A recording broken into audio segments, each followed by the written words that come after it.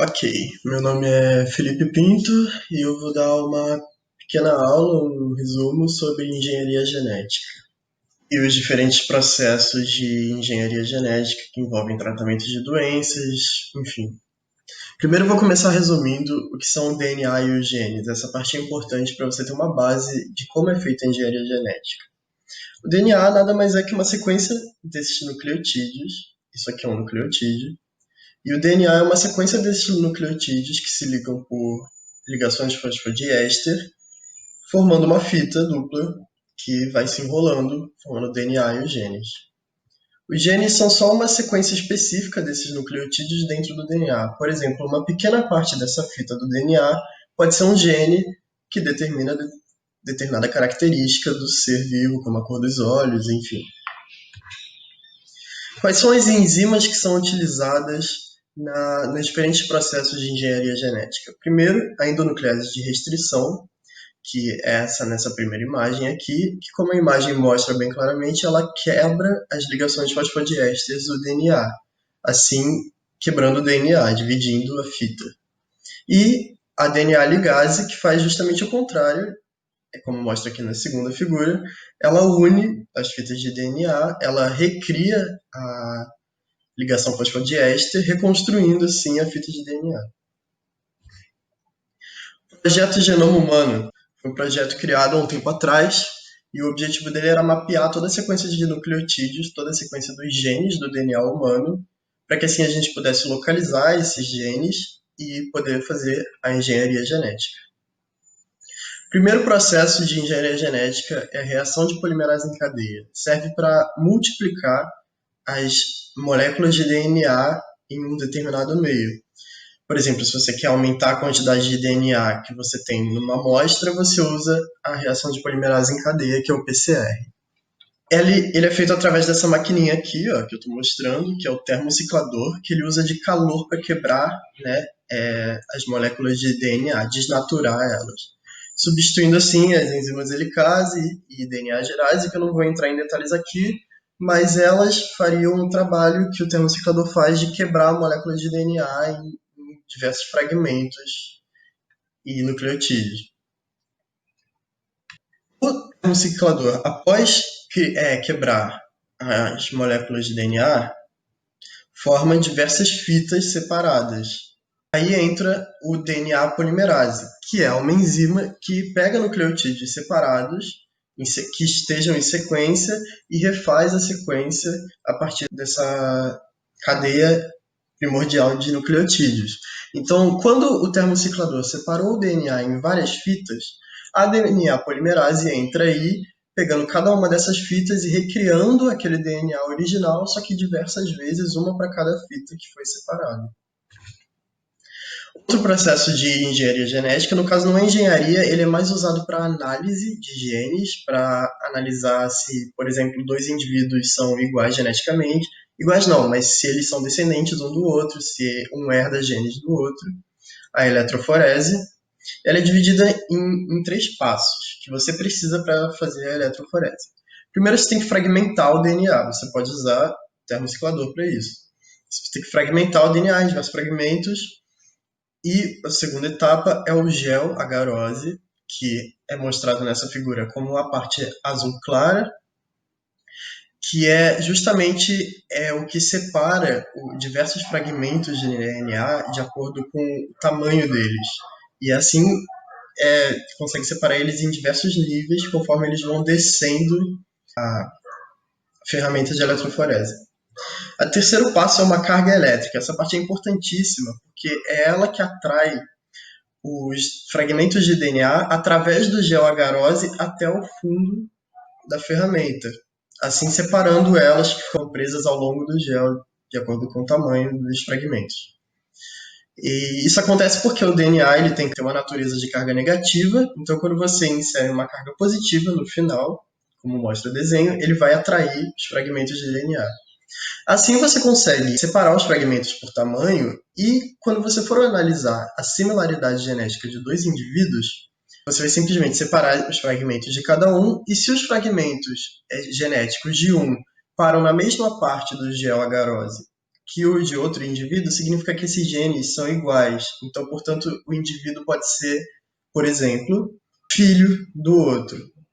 Outro tipo de engenharia genética, nesse caso eu não tenho texto, eu vou explicar através dessa imagem, ela é bem autoexplicativa, que é a clonagem. Vamos usar o exemplo da ovelha. Vamos supor que eu queira clonar a ovelha X, que é a dona desse núcleo que eu estou circulando com o meu mouse. Para isso eu vou precisar de outra ovelha Y fêmea, que tem um óvulo, e eu vou tirar o núcleo desse óvulo, deixando assim só o vitelo vazio. Então eu vou tirar o núcleo da célula somática da ovelha X. Detalhe, a célula somática não é uma célula de reprodução, não é um gameta. Ela é uma célula qualquer do corpo do indivíduo X, da ovelha X, que tenha todos os genes da ovelha X. Assim, eu vou retirar o núcleo dessa ovelha X e inserir dentro do vitelo do óvulo da ovelha Y. Assim, você vai ter um óvulo com o completo genoma da ovelha X, que vai se depositar no útero da ovelha Y, que vai engravidar e fecundar um filho que será geneticamente idêntico à ovelha X. DNA recombinante. Esse método é muito importante para a terapia gênica, que eu vou falar mais tarde, que é simplesmente o que nos permite mudar DNAs e torná-los geneticamente modificados. E eu vou explicar o processo para vocês. Você, por exemplo, tem um indivíduo que carece do gene de produção de insulina. Então, por exemplo, você vai localizar o gene desejado, que é a insulina, e você vai retirar do corpo de alguém que tenha esse gene através de enzimas de restrição. Aqui, como mostra a imagem, a enzima de restrição ela vai justamente cortar esse gene desejado e retirar do DNA do indivíduo. Então você pega esse DNA retirado e insere dentro de um capsídeo viral, que vai substituir o DNA ou RNA do vírus. Esse capsídeo viral vai cumprir a função dele e vai inserir esse gene nas células que você quer que tenham ele. As células do paciente que carece, no exemplo, de produtores de insulina. O capsídeo viral vai infectar células com esse gene que produz insulina. Esse gene vai se ligar ao DNA dessas células e então elas vão passar a produzir insulina e você usa isso, por exemplo, para tratar pessoas diabéticas, formando assim células transgênicas. OGM, organismo geneticamente modificado, como eu já falei, aqui no DNA recombinante, o organismo geneticamente modificado nada mais é que um organismo que usa do DNA recombinante para se modificar. Por exemplo, a gente usa muito isso na agricultura, modificando plantas com genes que façam ela, por exemplo, crescer mais, ser maior ou sobreviver a determinadas pragas, enfim.